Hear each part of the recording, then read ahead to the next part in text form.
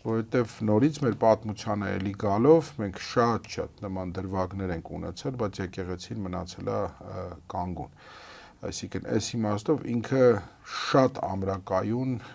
ինստիտուտ է ինքը իրենով։ Հիմա կասեք ինչու՞ է կայանում, որ զորքերով չի, չէ, ինքը հոգևոր լրջագույն ուժի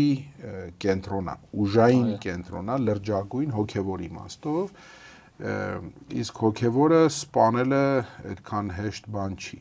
Շատերի մոտ դա սպանված է ցավալիորեն եւ մենք դրա օրինակներն էլ ունենք, դժբախտաբար ստացվել է, ուրեմն այդ մարդը շատ թույլ է։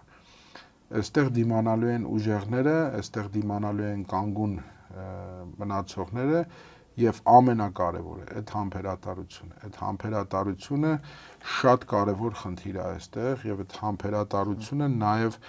քեզ հնարավորություն է տալիս շատ ավելի սառը դատես եւ հաշվարկները տանես շատ ավելի ճշգրիտ ձևով։